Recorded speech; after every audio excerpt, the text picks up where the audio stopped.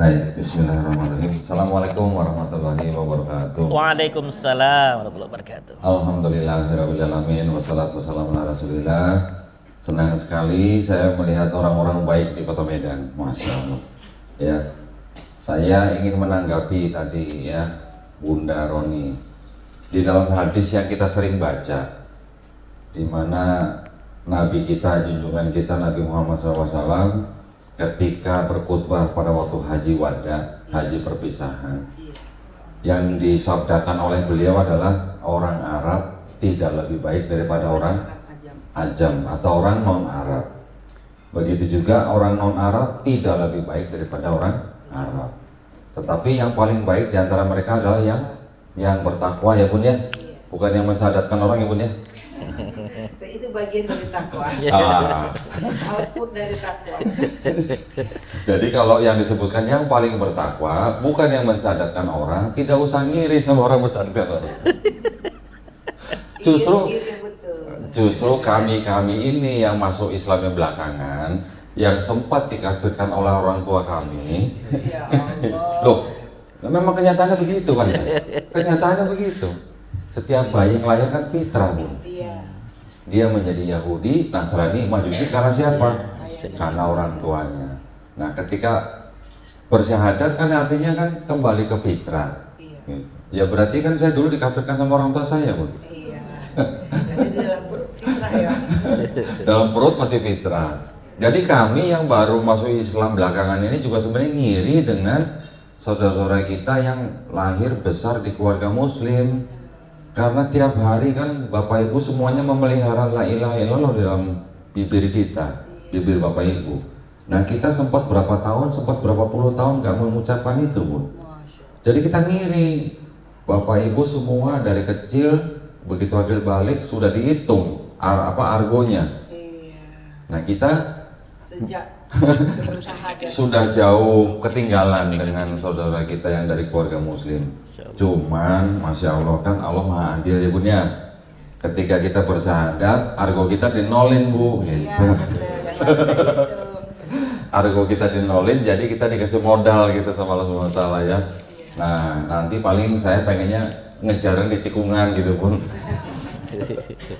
Ya, yang penting buat kita adalah kita tidak melihat orang ini lahir dari keluarga Islam atau orang ini dulunya sempat dikafirkan oleh orang tuanya.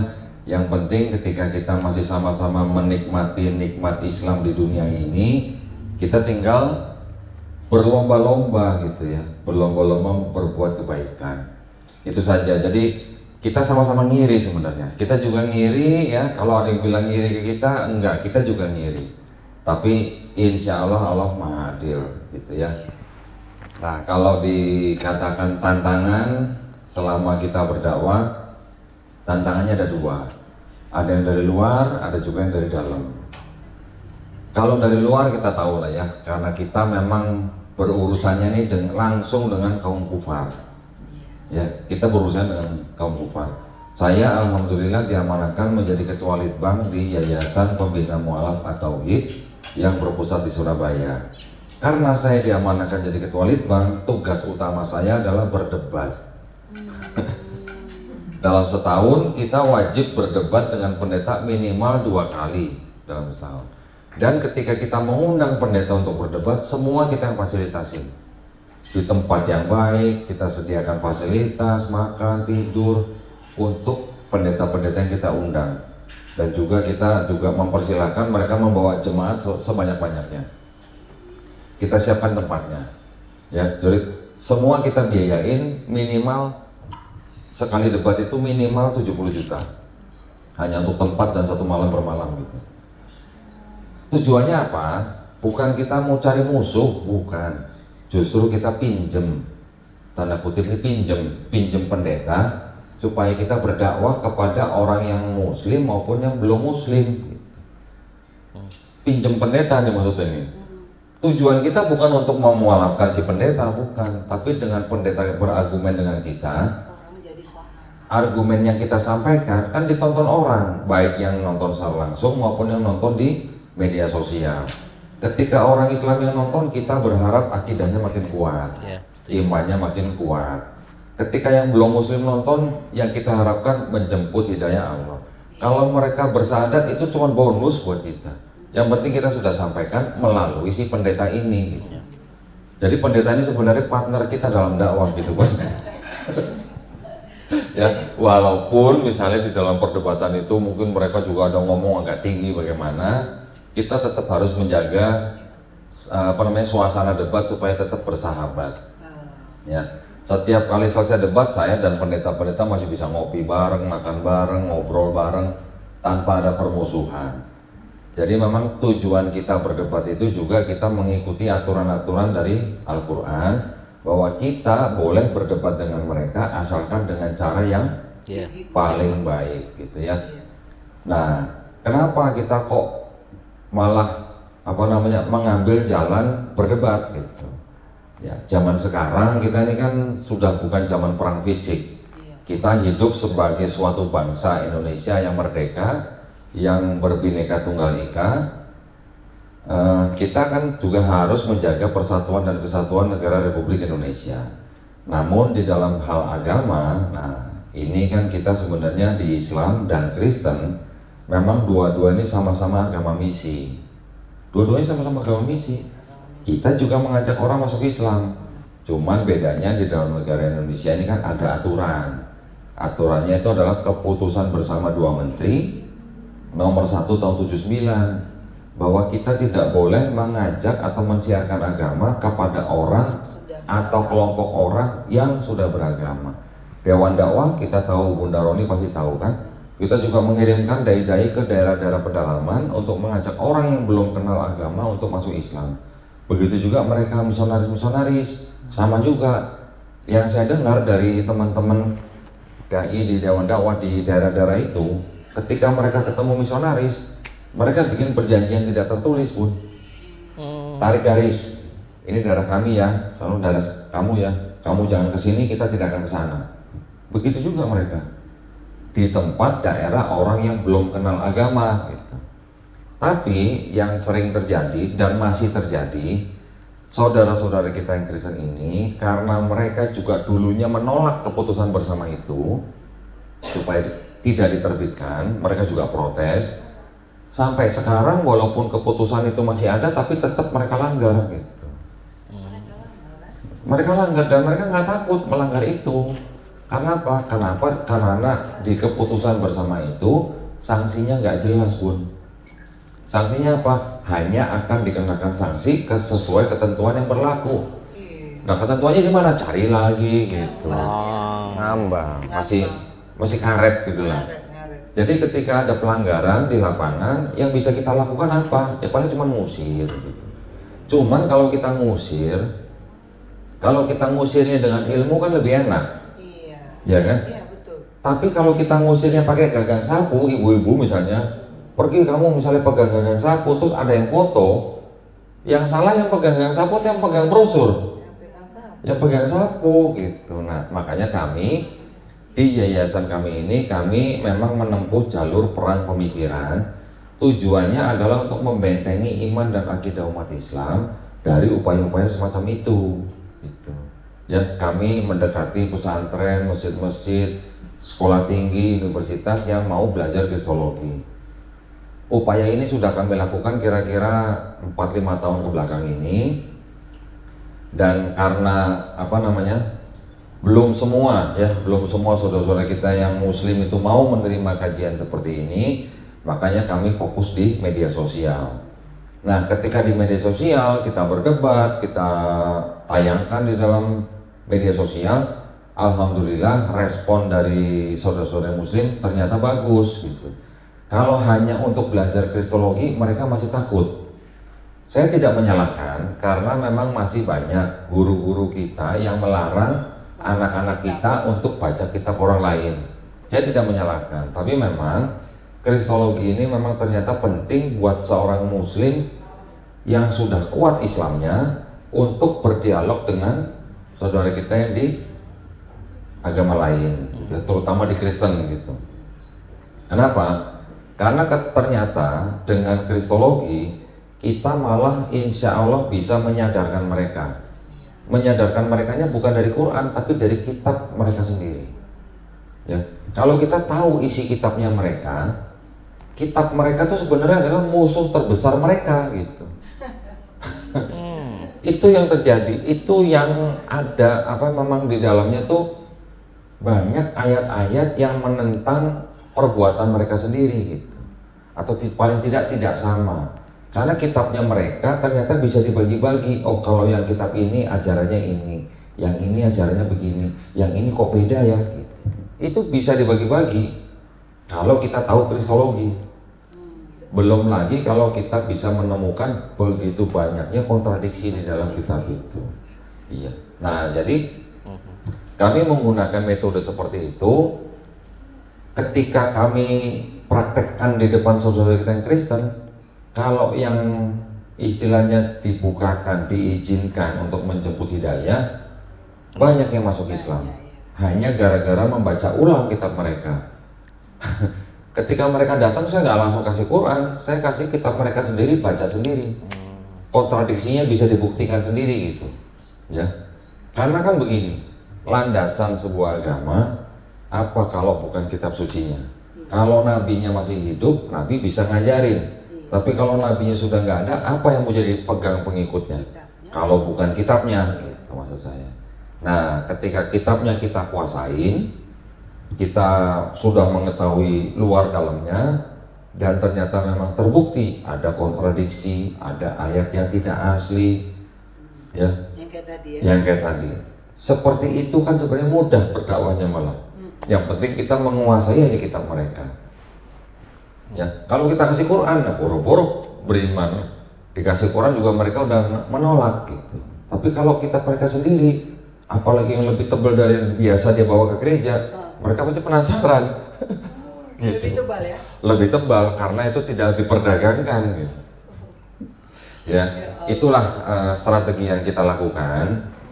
Dan alhamdulillah setahun belakangan ini hampir setiap hari saya menerima tamu. Iya. Kalau saya nggak sabar di dakwah, ini nanti pulang pasti udah ada yang ngantri nih. Iya. Ngantri entah mau berdiskusi atau konsultasi atau ngantri untuk bersahadat. Gitu. Iya, betul.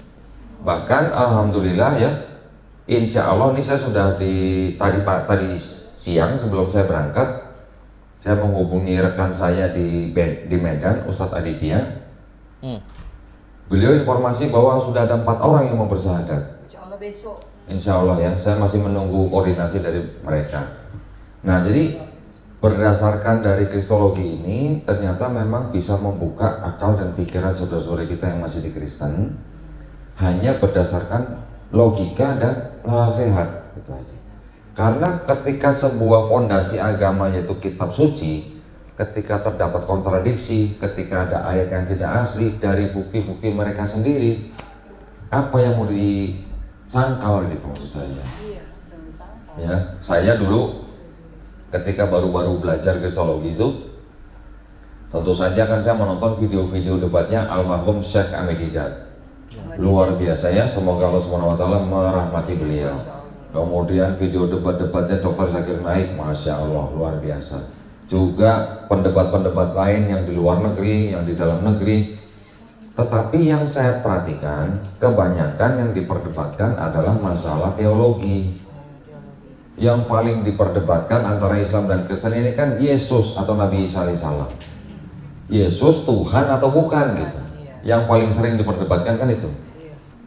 Saya berpikir kalau kita berdebat dengan mereka Yesus Tuhan atau bukan, walaupun itu adalah hal yang paling penting juga, tetapi kalau dalam ranah akademis atau dalam ranah ilmiah, pada ujung-ujungnya kalau kita meributkan Yesus itu Tuhan atau bukan, pada ujung-ujungnya kan lakum dinukum waliyadin. Iya. Ya, ketika kita sudah bernegara begini, kita memperdebatkan sebuah keyakinan yang dilindungi oleh negara, kita memperdebatkan Yesus Tuhan atau bukan, pada ujung-ujungnya kan dia punya hak, kita juga punya hak. Akhirnya gitu ya. Akhirnya begitu.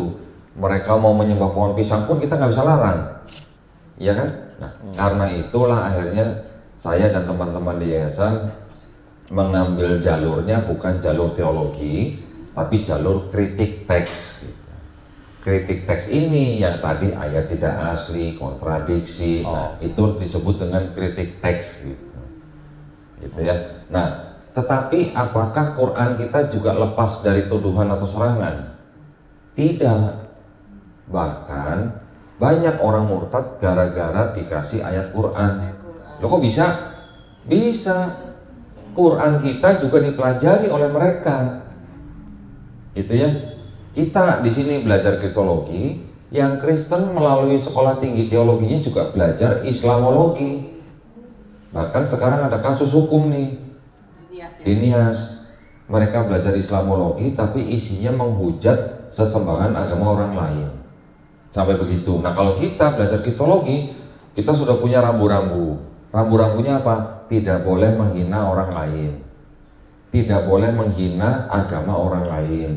Tidak boleh menghina sesembahan orang lain, karena Allah Subhanahu wa Ta'ala sendiri yang melarang. Kalau kita menghina sesembahan mereka, mereka akan menghina Allah Subhanahu wa Ta'ala tanpa pengetahuan gitu. Makanya kita semuanya harus bisa berdakwah kristologi ini, ada bukunya, ada dokumennya, ada literasinya, ada referensinya gitu. Tidak boleh berasumsi gitu. Dulu itu yang paling saya ungkapkan di yayasan ketika saya baru bergabung. Ketika saya melihat teman-teman berdebat tapi tanpa buku, tanpa referensi, tanpa literasi, saya bilang teman-teman kita yang berdebat itu selain bawa nama yayasan, mereka juga bawa nama agama loh. Mereka juga bawa Islam loh. Kalau salah, Islam yang dijelekin sama mereka gitu. Nah, akhirnya karena itu juga mau nggak mau kita harus banyak mengumpulkan buku. Jadi keterusan. Sekarang kalau kemana-mana jadi bawa-bawa Bible. Jadi kayak tukang buku. Itu di mobil ada tuh buku, satu koper isinya Bible semua tuh. Tapi buat apa kita bawa, capek-capek kita bawa buat apa? Buat bukti. Iya. Kalau saya tunjukkan bukti di handphone, apakah mereka langsung percaya? Iya. Tidak percaya. Tapi kalau bisa saya tunjukkan bukti fisik Bible mereka sendiri yang resmi, yang mereka tahu yang menerbitkan siapa, ketika ada bukti di situ, apa yang mau disangkal? Iya. Mereka mau sangkal, memang mereka tetap punya hak. Tapi kan kita bisa menilai, dia juga bisa menilai dia jujur atau tidak dengan diri sendiri gitu. Nah, buktinya dibawa. Buktinya dibawa, saya tunjukkan gitu. Nah, ya, nah itulah yang kami lakukan sehingga alhamdulillah sekarang sudah mulai banyak saudara kita yang muslim dari kalangan masjid ataupun pesantren yang mau menerima ilmu kristologi ini. Kami selalu menekankan kepada jamaah bahwa dakwah kristologi ini adalah dakwah tauhid, dakwah yang mengajak orang bertauhid. Nah, kalau kristologi itu ilmunya, kristolog itu orangnya, ya. Saya bisa disebut kristolog, tapi buat kami di yayasan ini, kristolog di seluruh dunia siapa yang paling hebat? Kristolog mana yang paling hebat di seluruh dunia? Ada yang tahu? Bu? Zakir Naik. Salah, Bu. Siapa? Ada lagi yang bisa jawab? Ahmed Didat, almarhum, salah, Bu. Ada lagi? Ada lagi yang tahu? Kristolog yang paling hebat di seluruh dunia? J. Miller ya? Siapa? J. Miller. J. Miller, salah, Bu. Bukan. Masih ada yang lebih hebat. Ada yang tahu? Ibu-ibu, ada yang tahu? Junjungan kita, Bu. Muhammad. Oh iya. Kenapa Nabi kita saya masih berani sebut beliau sebagai kristolog? Karena kan beliau juga debatnya sama kalangan Yahudi dan Nasrani. Yang pakai mubahalah itu ya. Nah itu. Nah kalau saya belajar bertahun-tahun, Bun, saya harus beli buku sekian banyak. Dr. Zakir Naik juga belajar sekian tahun dari almarhum Syekh Ahmed Didat. Almarhum Syekh Ahmed Didat belajar sampai 40 tahun. Nah kalau Nabi kita belajar enggak, cuma langsung dapat dari wahyu. Itu paling hebat maksud saya. Jadi Nabi dan sahabat-sahabatnya itu juga berdakwah kristologi. Mereka juga mengajak orang-orang Nasrani pada saat itu untuk apa? Untuk bertauhid. Nah itu yang coba kami ikuti gitu, Bun. Ya, itu sekilas daripada yang namanya dakwah kristologi. Yang buat kami itu adalah dakwah yang mengajak orang untuk bertauhid. Nah tantangan tadi berarti dari luar, dari kalangan Kristen. Ada yang ngancam-ngancam, yang ngancam-ngancam juga ada karena mereka tidak memahami apa tujuan kita gitu. mereka merasa agamanya dilecehkan, walaupun kita sudah kasih bukti, mereka tidak terima, mereka ada yang mengancam juga ada. Bahkan ada yang mengutuk, Bu. Besok hari Jumat kamu jam 3 sore kena hukuman dari langit kan gitu. Ada yang begitu. Ada ya? Ketika hari Jumat itu tiba, jam 3 sore saya posting, saya sedang mensadarkan orang. Ya kita nggak pernah takut ya Bun ya, seperti itu ya. Tetapi tantangan dari dalam juga ada, tadi yang seperti apa saya ceritakan, kalangan-kalangan yang belum bisa menerima kajian kristologi. Selain itu juga kita nggak tutup-tutupi lah. Masih ada juga saudara-saudara kita yang muslim yang mencoba menarik kita tuh dalam arti mungkin karena kita sudah tampil di medsos, mereka coba narik kita untuk menjadi pengikut mereka. Gitu. Sebentar. Maksudnya? Ada kelompok-kelompok di dalam Islam yang mungkin berseberangan dengan Ahlus Sunnah wal Jamaah. Ya. Nah, seperti itu juga ada. Sampai berdebat sama saya juga di studio saya sendiri 2 jam, ada yang 3 jam untuk mengajak saya ikut kelompok mereka. Yang seperti itu juga ada. Yang sudah dianggap sesat oleh MUI juga ada gitu. Saya nggak perlu sebutin kelompoknya lah di sini. Ada lagi Bu. Ada lagi. Nah, yang seperti itu juga mungkin ya tantangan. Tetapi yayasan kami ya, kami kan menerima anggota ini tidak melihat harokat, tidak melihat ormas apa di belakangnya. Ya, kita tidak memilih-milih kamu kelompok apa kita tolak, enggak. Kita terima semua. Cuma di dalam yayasan kita punya aturan sesama muslim dilarang berdebat. Sesama muslim dilarang saling berdebat. Dan kita selalu menjunjung tinggi yang namanya ukhuwah Islamiyah.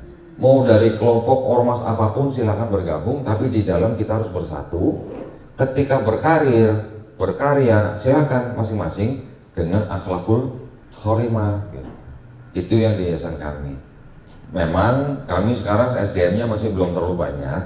Kami membagi Indonesia menjadi 8 wilayah. Dari Aceh sampai Sumsel itu wilayah 1.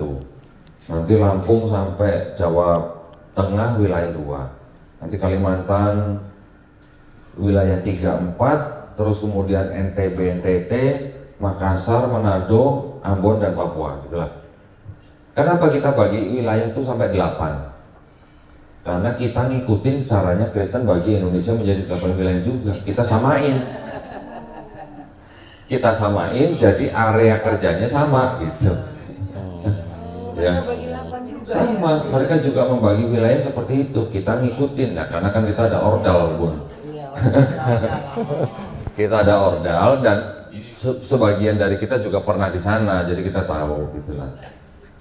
Jangan salah ya Bapak Ibu ya, bahwa mereka juga melakukan misi-misi mereka itu juga dengan cara-cara yang kita tidak sadari.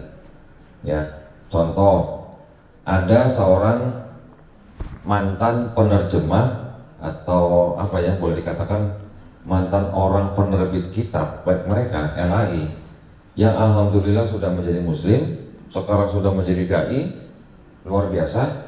Dia ngaku dulu dia menyebarkan kitab itu ke seluruh Indonesia. Bagaimana caranya? Kalau ada tempat-tempat yang dilarang, itu mereka tetap berusaha menyelundupkan. Contoh di Padang misalnya. Iya, Padang. Padang kan cukup keras ya? Iya, cukup keras. Mereka tetap menyelundupkan lewat. Tahu Lubuk Linggau kan? Naik dikit ada Curug kan? Yeah. Nah, Bengkulu kan? Yeah. Nah, lewat situ. Nah, itu adalah upaya-upaya mereka. Jadi dari teman-teman yang nanti yang lulusan lulusan STT dan sebagainya, kita semuanya berbagi informasi. Nah, kita juga mengolah bagaimana kita menghadapi upaya-upaya pemurtadan di Indonesia, gitu ya. Kira-kira gitu, Bang Dian ya, tantangan dari luar dan dalam. Luar dan dalam. Tapi buat kami yang penting tantangan itu adalah sebagai penyemangat kita juga, bahwa dakwah kami ini bukan dakwah yang mudah.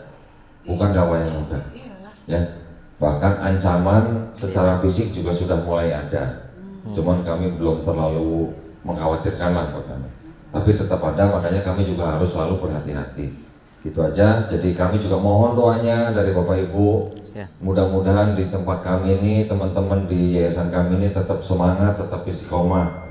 untuk mendakwahkan ketauhidan melalui kristologi. Demikian Bang Dian, Bunda Roni, terima kasih. Mungkin kalau ada sesi pertanyaan tadi Kak Nalem katanya tanya jawab. Iya, kita mungkin ini Kak Nalem apa tadi? silakan kita Kodoni membuka sesi pertanyaan. Silakan, Bunda. Udah lama katanya disimpannya mau pertanyaan. Keluarkan. Bismillahirrahmanirrahim. Assalamualaikum warahmatullahi wabarakatuh. Waalaikumsalam. Bersyukur kita kehadiran Allah bahwa pada malam ini terutama kami bisa bertemu dengan Bu Doni A yang datang dari Jakarta atas undangan Bunda Roni. Salawat dan salam senantiasa kita hadiahkan keharibaan junjungan kita Nabi besar Muhammad Sallallahu Alaihi Wasallam. Semoga kelak kita menjadi orang-orang pilihan yang mendapat syafaatnya. Amin. Amin. Koh Dodi yang saya tanya sebenarnya sudah Koh jawab tadi. Artinya begini, saya itu saat ini usia sudah 76 tahun. Saya menikah dulu umur 24 tahun. Saya adalah seorang remaja yang aktivis gereja dulu. Orang tua saya juga punya jabatan di gereja, tapi karena mungkin Allah mempertemukan saya dengan almarhum suami, sehingga saya bersedia menjadi mu'alaf pada waktu itu. Sudah lama sekali Bunda. Dulu zaman kami menikah tidak satu suku aja sangat tabu. Apalagi saya waktu itu sampai ayah saya dikeluarkan dari jabatannya di gereja, tapi karena dilihatnya kami terakhir sudah baik hubungan, dipanggil kembali gitu kok. Yang saya selalu risau karena udah kita tahu dan baca juga bahwa bagi kita, bagi kami yang orang tua dan adik-adik ada yang masih non muslim, bila sudah berpulang kita kan nggak bisa mendoakan mereka ya, dan itu kita sudah tahu. Tapi hati kecil itu tetap apa ya, walaupun mungkin hukumnya saya nggak tahu, ini yang mau saya tanya, apakah sampai jatuh ke haram atau hanya tidak boleh? Karena saya, hati kecil saya tetap mendoakan. Mungkin ibu saya sedang disiksa gitu ya Ustaz ya. Tapi saya mendoakan mudah-mudahan Allah Maha Kuasa, Maha segalanya bisa menerima ataupun tidak, tapi hati saya sudah berlapang gitu. Itu aja kok yang mau saya tanyakan. Billahi taufiq wal hidayah. Wassalamualaikum warahmatullahi wabarakatuh. Waalaikumsalam warahmatullahi wabarakatuh. Semalam Bu datang ke tempat saya seorang akhwat, dia doktor lulusan dari Beijing, China. Beliau juga pernah kerja di Taiwan. Kemudian beliau masuk Islam tahun 2021. Ya. Pembinaannya kurang dari tempat dia bersyahadat. Pembelajarannya juga mungkin kurang tepat sampai dia ketemu dengan kelompok-kelompok yang sekarang sedang bermasalah di Indonesia. Jadi dari 2021 sampai sekarang dia bacaan sholat aja belum bisa Bu. Ya, sayang gitu ya, cukup prihatin. Dan pertanyaan utama dia untuk datang ke tempat saya itu sama persis dengan pertanyaan Ibu. Ya. Saya sangat memahami perasaan seorang anak yang tidak boleh mendoakan orang tuanya, karena saya sendiri juga mengalami Bu. Saya sendiri juga ketika baru masuk Islam, saya tanya semua ustadz yang saya kenal. Saya tanya guru saya riset semua di Google. Saya cari semua referensinya. Tapi ternyata memang bukan ustadz yang melarang Bu. Bukan Nabi yang melarang. Yang melarang adalah Allah SWT. Nah, kalau Allah yang melarang, kan pasti Allah yang lebih mengetahui Bu. Kenapa kita tidak boleh mendoakan? Apakah Allah tidak mengetahui kalau kita sedih? Menurut Ibu, Nabi sedih nggak Bu pamannya nggak mau masuk Islam Bu? Pasti sedih. Bahkan penguasa-penguasa di Quraisy itu kan semua kan kerabatnya Nabi semua. Ketika Nabi tidak bisa membuat mereka beriman, apa nggak sedih Bu? sampai kita sendiri kalau membaca Quran surat apa Masad ya, kita aja punya adab nggak berani kencang-kencang bukan. Nabi pasti punya perasaan yang gimana paman-pamannya gitu ya. Nah kalau yang semalam yang saya berikan kepada akhwat itu ada di Quran surat At-Taubah Bun, ayat 113 Bun. Tidak pantas bagi Nabi SAW dan orang-orang yang beriman. Kita ini kan mengaku orang-orang beriman Bun. Tidak pantas buat kita Bun. Sabar 113 ya. Apa? Memohonkan ampunan kepada Allah bagi orang-orang musyrik sekalipun orang-orang itu kaum kerabatnya. Nah, jadi bukan Nabi yang melarang, Allah yang melarang. Nah, semalam saya hanya mencoba menghibur akhwat itu dengan begini, Bun. Kita ini kan semuanya punya roh yang berasal dari Allah Subhanahu wa taala. Sebelum kita dilahirkan jadi manusia, roh dan jiwa kita sudah berikrar. Ketika kita lahir jadi manusia, kita sudah lupa dengan ikrar itu. Ketika saudara kita yang lain lahir di keluarga muslim, alhamdulillah bersyahadat terus setiap hari. Tapi ketika kayak saya, ketika Melisa atau orang-orang yang seperti ibu juga yang dulu pernah lahir di keluarga yang bukan muslim, berapa tahun sampai kita mengucapkan syahadat kedua kalinya setelah kita dulu bersyahadat di alam ruh gitu, ya. Nah, ruh itu kan kalau di dalam ruh kan nggak ada istilah itu ruh papa saya, itu ruh mama saya, itu ruh adik saya, kan nggak ada begitu Bun. Orang tua kan hanya di dunia. Tapi kalau kita nanti sudah kembali ke sana, nggak ada istilah roh itu orang tuanya roh itu gitu, nggak ada gitu. Ya Bunda Roni kan betul gitu ya. Jadi Arwahu junudun mujannadah. nah, jadi nanti kalau udah sampai di sana Bun, itu urusan ruh itu udah masing-masing dengan pemiliknya gitu Bun. Gitu ya Bun ya. Mudah-mudahan Ibu jangan terlalu sedih lagi kalau belum bisa kepengen mendoakan orang tua yang paling kita sayangi gitu Bun. Kalau mereka masih hidup boleh kita doain, bahkan harus kita doain. Tapi kalau sudah berpulang kita udah nggak boleh karena dibilang apa? Tidak pantas buat kita. Itu punya. Mudah-mudahan menjawab pertanyaan ini ya. Terima kasih. Sama dengan Tina ya. Pertanyaannya juga sama persis. Sama kan dalam pertanyaannya sama Tina. Baik, apakah Yang Umi mau ya, tanya. silakan Umi. Bismillahirrahmanirrahim. Assalamualaikum warahmatullahi wabarakatuh. Waalaikumsalam. Alhamdulillah hari ini karunia terbesar ya, bisa berkumpul dengan orang soleh dan kemudian ada bonus bisa bersama-sama Kos Dandi. Saya Nur Hidayati dari Rumah Quran Cahaya Hidayah. Kami ada PR di Rumah Quran Cahaya Hidayah ini kok. Ada beberapa kawan-kawan kita yang mu'alaf. Nah, PR kami adalah tidak adanya pendampingan pada kawan-kawan yang mu'alaf ini.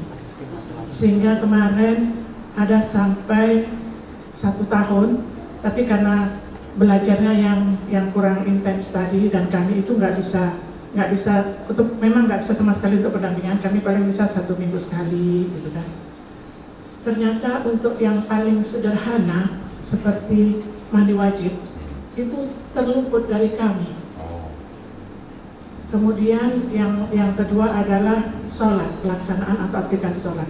Dan ini masih banyak terjadi.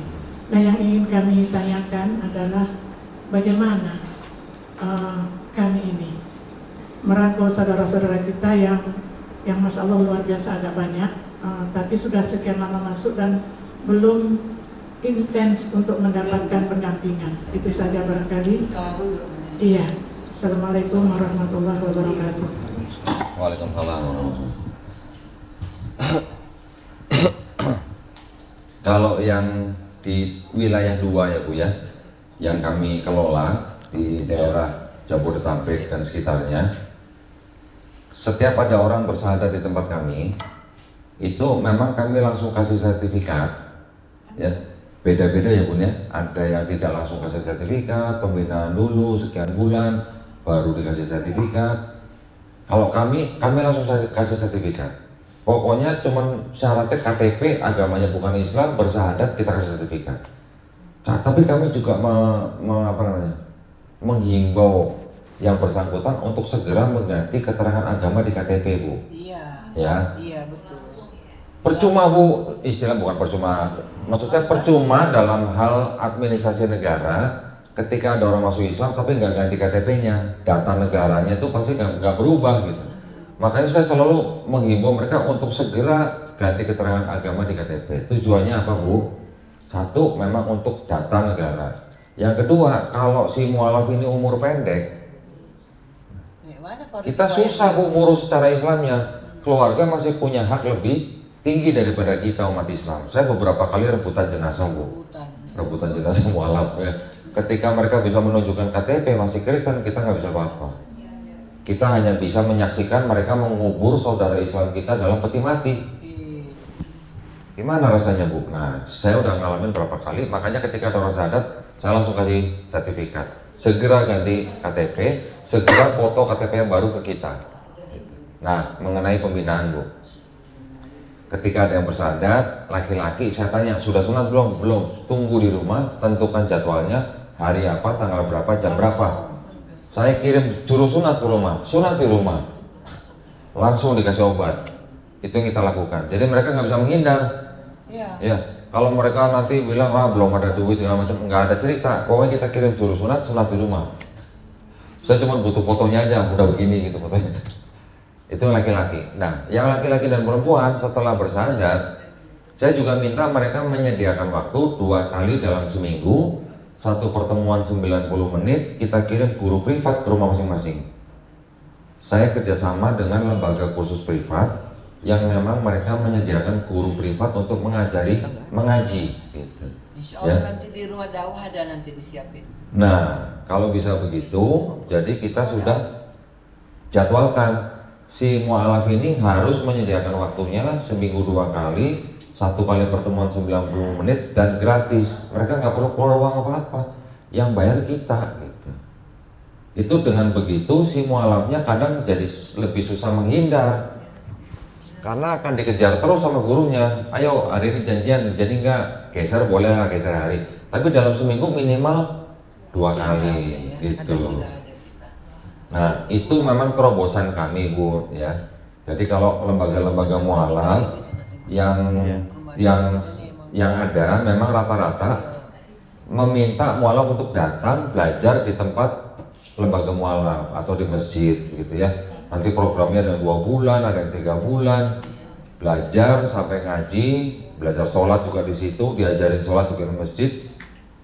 Kalau mualafnya nggak sibuk, kalau sibuk, kalau di kota besar, rata-rata orang masuk Islam orang udah pada kerja. Saya ngumpulin 30 orang aja susah bener gitu Bun. Ya.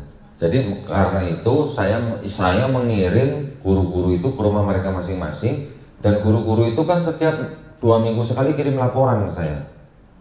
2 minggu sekali kirim laporan. Si A begini rajin, ini agak lama, ini cepat gitu misalnya.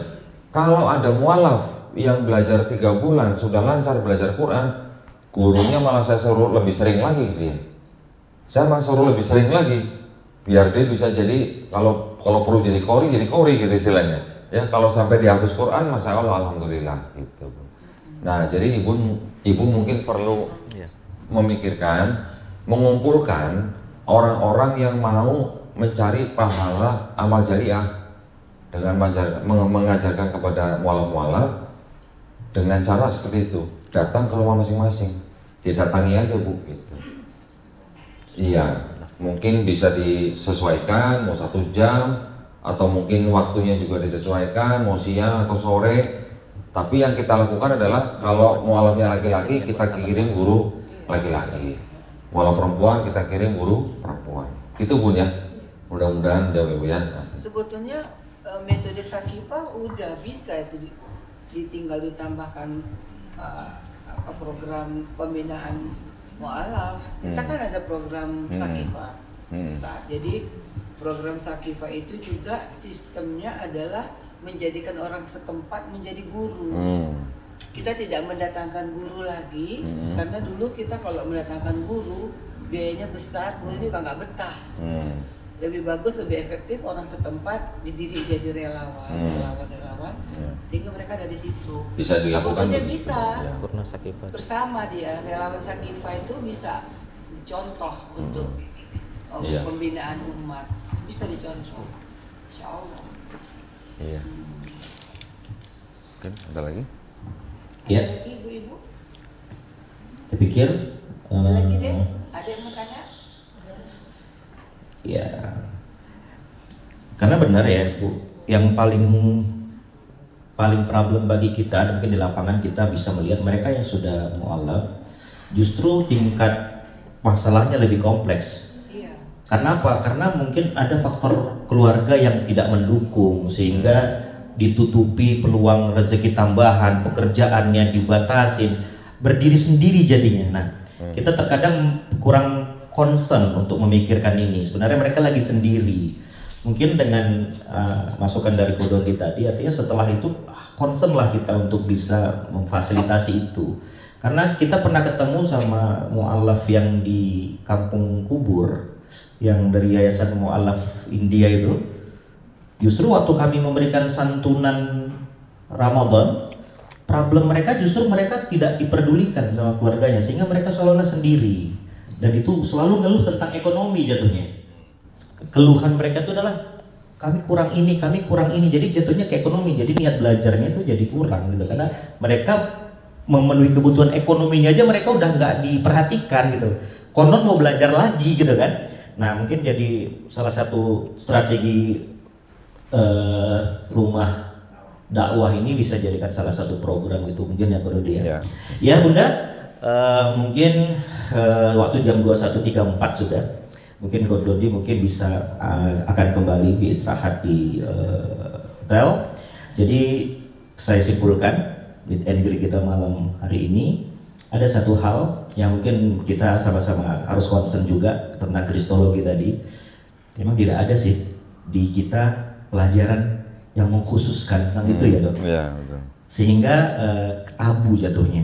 Ya. Mungkin ada hal-hal yang bisa diskusikan dengan majelis ulama, yang mungkin di pesantren lah tempat yang bisa mengkonsentrasikan ilmu kristologi ini, sehingga ada basic dasar tentang ilmu kristologi di saudara-saudara kita, sehingga ada counter attack jika ada attack gitu kan. Karena kita nggak paham gitu. Mungkin masukan seperti ya gurunya di pesantren. Makanya salah satu tempat kami akan berdakwah atau Kododi akan hadir adalah di beberapa pesantren di Kota Medan. Mungkin bisa disampaikan ini nanti. Yang kedua, lebih ke arah semangat silaturahmi kita dengan teman-teman mu'alaf lah.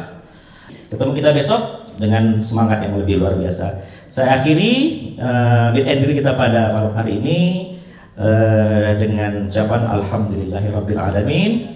Illal liqa ma'as salamah.